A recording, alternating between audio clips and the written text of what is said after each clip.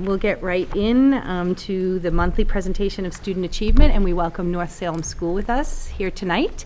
And Mrs. Palmer, you're going to introduce? Yes, thank you very much, Dr. Corbett. It's my pleasure to welcome the North Salem School staff here tonight, led by the principal, Mrs. Wilkins. Throughout the year, you have heard, actually beginning in past years, about the STEM initiative in the district, science, technology, engineering, and math, and the Project Lead the Way program, which we introduced this year in the elementary schools. So North Salem is going to bring to life for you tonight some of the learning that has taken place as a result of Project Lead the Way, so the impact on the students. And we have one of our STEM integrators with us this evening as well, Kim Hodgkinson. So Mrs. Wilkins will start us off. Thank you, Ms. Bauer. Always a highlight to be able to come here and share how and what we're learning with the school board, with each of you, and with the public. Tonight it's even more of an honor to be doing so as the first presentation in this beautiful studio. Tonight, as Mrs. Palmer talked to you about, our presentation is on curriculum that integrates science, technology, engineering, and mathematics, a curriculum that's commonly referred to as STEM. The infusion of technology into every aspect of learning is certainly one of your school board goals, and ensuring that our students are equipped with 21st century schools is one of our strategic plan strands. In past presentations and planning sessions, you've heard and seen about some STEM learning opportunities for students at Salem High School and Woodbury. Tonight I'm pleased to be able to share how our elementary students are learning through STEM education. But before we get to the how, I'd like to talk a little bit about the why. This is probably best expressed on the U.S. Department of Education STEM site, and I quote, "In a world that's becoming increasingly complex, where success is driven not only by what you know, but by what you can do with what you know, it's more important than ever for our youth to be equipped with the knowledge and skills to solve tough problems, to gather and evaluate evidence and make sense of information. These are the types of skills that students learn by studying science, technology, engineering, and math, subjects collectively known as STEM," unquote. It's also in these areas that there are and will be a need for prepared workers. Projections for growth in STEM positions in the workforce are some of the highest, and currently there are not enough students graduating with the skills to fill them successfully. So why is it important to start infusing STEM at the elementary level? In a 2015 commentary at CNBC, Bill Nye, also known as the science guy, showed a serious side in advocating for STEM education early on in students' education, stating that starting in high school is too late for many students if we want to encourage further learning in this area. Currently, only 16% of high school students pursue careers in this field, a number that falls far short of projected job needs. Research cited in U.S. World and News reports indicates that by the time students are in 4th grade, 1/3 of boys and girls have lost interest in science, and by 8th grade, 50% don't feel that it's relevant for their future. Starting early on may help instill and maintain students' long-term interest in STEM education through high school and beyond. Learning STEM content is one aspect of why our students need to access this curriculum. As important as the knowledge of each one of these subject areas is in and of itself, it's balanced by the importance of the approach that students learn through STEM experiences. STEM education is active and student-centered. Students engage in addressing real-life issues, working collaboratively with peers to do so. The teaching of STEM integration also necessitates a shift in teachers' approach to instruction as they facilitate learning, guiding and listening to students versus a more direct, explicit instructional approach. Tonight, our focus will be on 2 resources, ST Math and Project Lead the Way. And at this point, I would like to introduce Mrs. Kim Hodgkinson, who is one of our STEM integrators, who will talk more in detail about STEM education at the elementary level.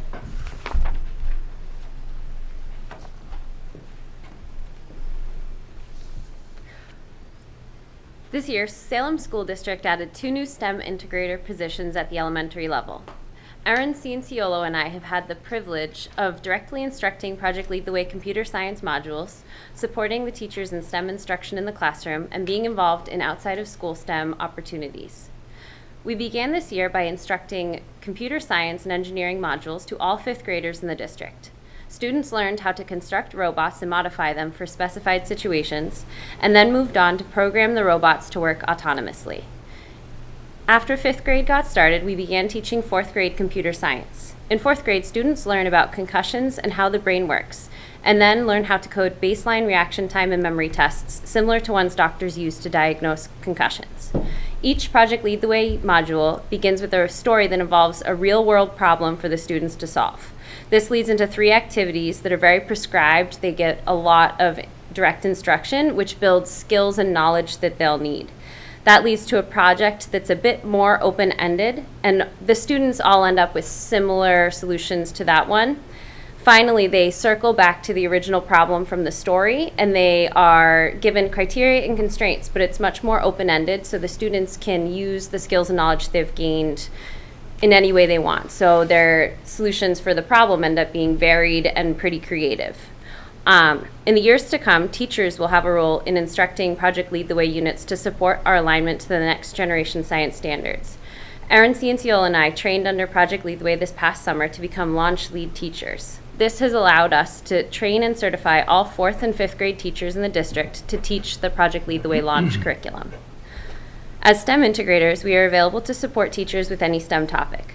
A focus of this year has also been to help teachers use ST Math as an instructional tool that supports their math curriculum.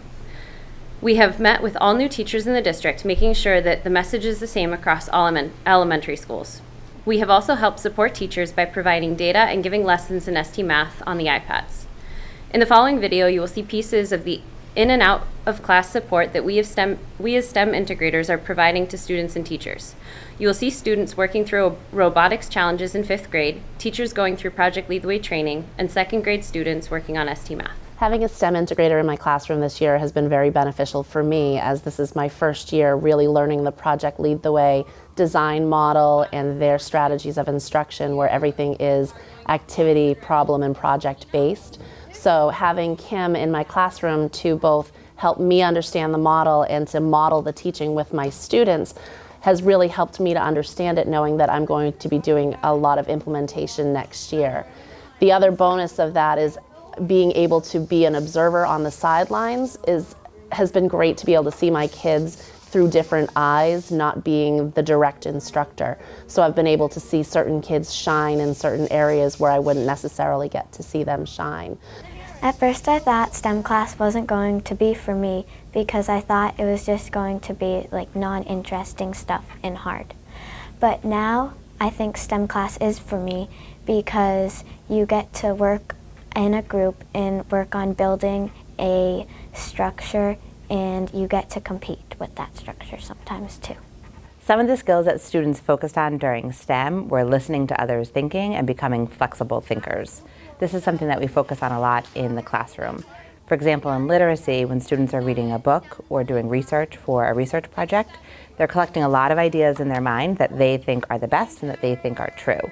But when they get together with other students to talk in book clubs or to talk in small group work, I want them to be able to listen to other people's ideas and be able to learn from them to get the most out of what they're reading. Growth mindset is another philosophy that we focus on a lot in our classrooms. And in STEM, they had a lot of opportunities to face failure and to feel frustrated. Once they were feeling that way, they needed to be able to think about what were they doing wrong and how could they make improvements in order to move along in the process.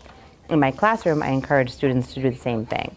For example, in math, if they get stuck on a math problem, I want them to feel frustrated but be able to think about what do they already know and how can they move on to solve that problem correctly. Or if they get a problem wrong, I want them to not just mark it wrong and move on. I want them to look at the problem, think about what mistakes did I make, and how can I learn from this to be better the next time. This year, Erin and I have trained all of the 4th and 5th grade teachers in the Project Lead the Way curriculum. Last summer, we got trained through Project Lead the Way as lead teachers, which means that we can hold in-school professional development to train the teachers to use the curriculum on their own. There's 2 full days of professional development in which the teachers get experience with the curriculum both as learners, as students from the students' perspective and also as teachers and planning on the implementation for their own classrooms. For the computer science modules, the first activity is always non-digital. The teachers did one of these activities called Rosie's Runtime, where they have to code a path for the dog to get to the doghouse and pick up a couple of bones along the way. And they try it out in person, reading the cards one at a time. And they see if their code works, and if it's not, they have to debug. So we did a lot of group work in STEM, and there was a lot of good things and like a couple like down things about working in a group. And the best things about working in a group is that you could get work done faster, and it was fun to work with people you know. And maybe like the bad thing about working in a group is that maybe you would get distracted sometimes if you were with your friends. Sometimes our group would get off track when we try to work together, and sometimes I really wanted to take control and do it by myself. But in a group, there's more ideas to go around, and things get done faster, like building a robot. Students' work within ST Math over the years complements what students are now doing within STEM, because it has provided them with multiple opportunities to problem solve over and over again. Just as ST Math builds upon a student's understanding of a concept, so does STEM. In both cases, students use what they know to make meaning of less familiar concepts. With each ST Math puzzle completed, students' understanding evolves, providing them with additional schema to tackle the next piece of learning, and eventually, application of that learning takes place. STEM instruction drives students' learning in a similar manner. As STEM integrators, we also get to work on out-of-school offerings in the area of STEM. This year, first LEGO teams were started at all 5 elementary schools, thanks to grants obtained by Angela Markley and a monumental organizational effort by Aaron Cianciolo. There is planning in place to get all 5 school teams ready to compete in next year's season. We also extended our 5th grade robotics unit to include a competition in each school. The winning team from each school competed at the dodgeball tournament during halftime. Finally, we are both involved in offering summer enrichment. Erin has been an integral part of planning the LEGO First Summer Enrichment, and I am going to be offering elementary engineering groups for the third time this summer. In the following video, you will see clips of North Salem's LEGO First Robotics Club and the robotics competition that occurred during halftime at the dodgeball tournament. Students also speak about the skills that our STEM programs build, both in and out of the classroom. Students are not allowed to work in isolation during STEM time. They learn to work together through pair programming and group problem solving. Students are also expected to be independent learners, with teachers facilitating their learning but not directing it. When the students encounter a problem, we point them in the right direction, but we don't lead them to the solution. There are many challenges students face during STEM time, such as running out of time or feeling frustrated with new content. However, I feel one of the bigger challenges students consistently faced was collaborative problem solving. They had to agree on one solution before they could move on. That kind of presented some problems. All students may have had great ideas, but in the end, they needed to agree on just one. Students who have strong opinions struggled if their idea wasn't the main one that was chosen. It was also difficult for more reserved students to share their own thinking. The hardest thing in STEM for me was probably the programming. Sometimes we would fail, and it would kind of be frustrating, but we'd ask the teacher for help, and we'd try over and over again. And eventually the teacher would give us some tips, but she wouldn't really give us much, and it would feel very good when we finished a task because there wasn't much tips. The hardest thing for me in STEM was making the robot wait, drop off, and go back to the starting point without touching the controller. If there was a problem, we would have to figure out what was wrong and go back and fix it. We worked through it by taking advice from the teacher and trying it out. We also learned from other teams. It felt really, really good when we finally made it work. By participating in the STEM modules, my class learned to question, problem solve, and collaborate with their peers. They are creative when they are trying to solve complex questions, and I really see them investigating and analyzing before they jump into a problem. I'm so happy to see them be flexible thinkers who really work successfully within a group. My favorite thing about STEM was probably programming the robot using the iPad and testing to get the blocks off the field. I've grown by, usually in other subjects you'll have more information, and this one you didn't have as much, and it kind of gives you the opportunity to figure out things and learn more. My favorite thing about STEM class was that it was hard, but it was fun at the same time. My favorite part of STEM is I really like building the robots and programming it, because I like finding out it's fun to do all the math and figure out what way you can do to get to the blocks the easiest and bring them back. And It made me more interested in STEM and new things, because at first we only did math and reading and stuff, but when we got the STEM program, it introduced me to new things. Tonight we have Mrs. Jen Shenrock here. She's a former Salem student herself. Now she's an engineer and the mother of 3 Salem students, to give a little parent perspective. So Mrs. Shen. There you go. Hi, thank you. So I do have 3 kids in the school district, and my son's a 6th grader, so he had gone through North Salem. My daughter's in 4th grade, so she's getting the full benefit of all of this right now, and my youngest is in kindergarten. My daughter couldn't be more excited about what has been added to her curriculum this year, and my husband and I both, think it's been a long time coming. It's something we felt that, we always felt was a huge hole as our son went through elementary school, and, so excited to see that it's being incorporated into the curriculum now. She's participating in the first robotics team, which she loves. She doesn't mind going to school early, and she talks about it. That's probably one of the things she talks about the most when we say, what did you do today, and how was your day? And she's really excited about it.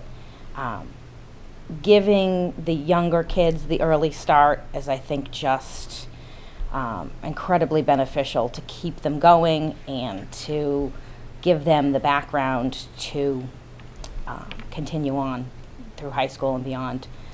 On the flip side, as an engineer, there really is a huge shortage of qualified people out there in the technology field. So there is just a treasure trove of things that these kids can get into with a math and science background. It's as if you could go into any field with a solid math and science background and really have that be a huge leg up on, the average liberal arts background, or, I'm biased, but right, but I do see it as a huge benefit. My middle school son is actually jealous that his sister's sort of getting this stuff at North Salem that he didn't have a chance to do. He also competes in the robotics team at Woodbury, and seeing those other schools that have been doing these programs for years and years, and seeing how much further those kids are with the robotics and the programming, it makes me excited to see what my daughter will get to do if she sort of sticks with it 5th grade and then through the middle school. So I love it, and I think you should keep expanding it. Thank you. Thank you. As you saw and heard, we're very excited at the elementary to have STEM experiences available to our students.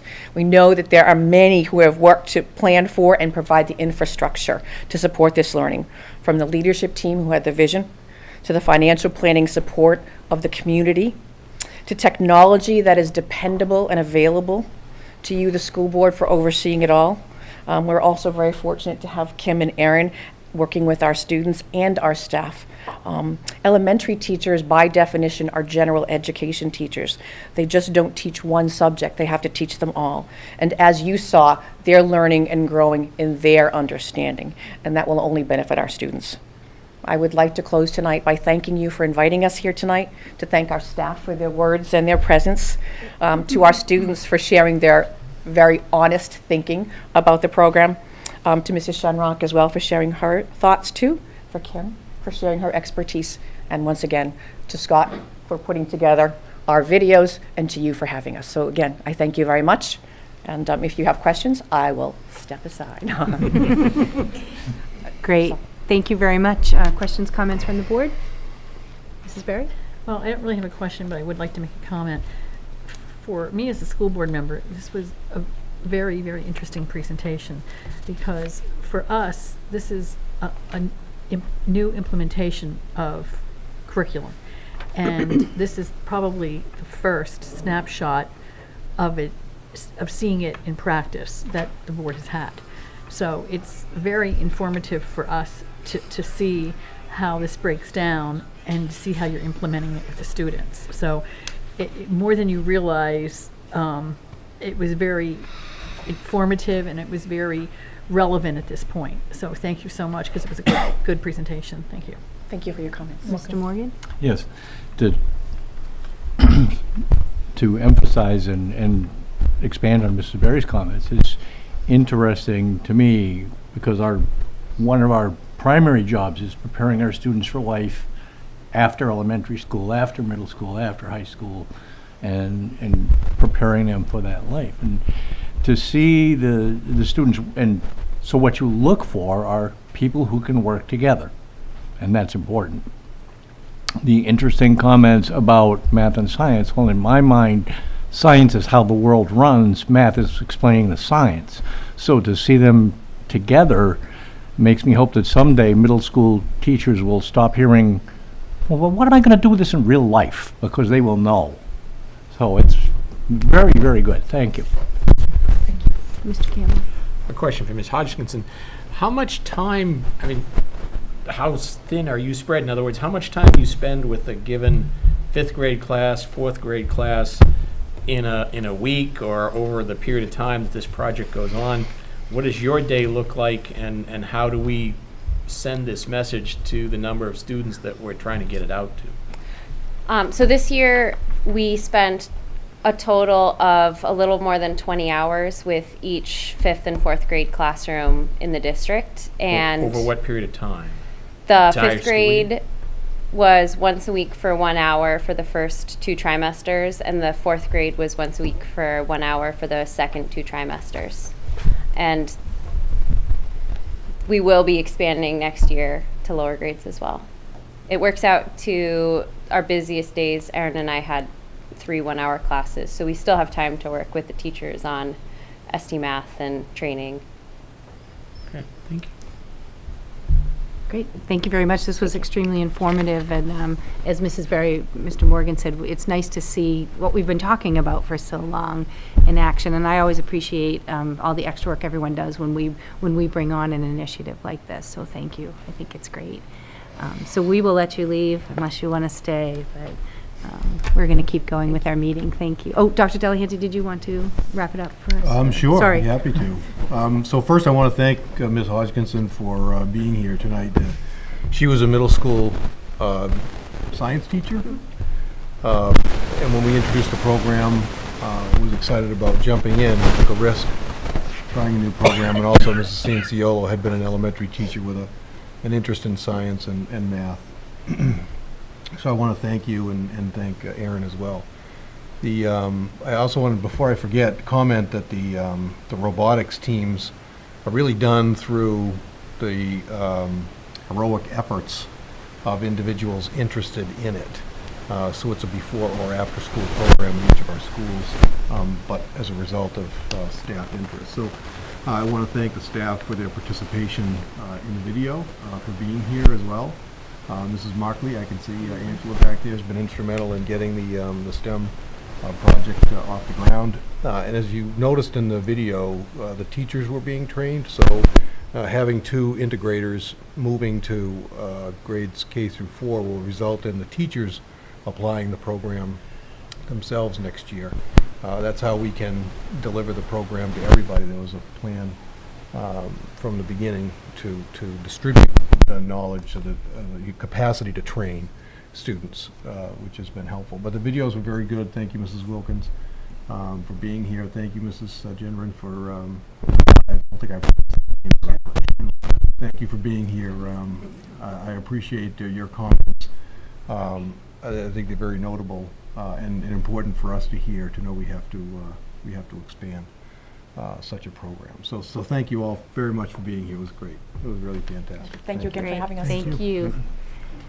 And as Mrs. Wilkins mentioned, we are here in our new TV studio, our renovated studio, so it's a pleasure for us to be back in this room, and it looks beautiful as the rest of the building. This has been a Salem School District Media Services presentation.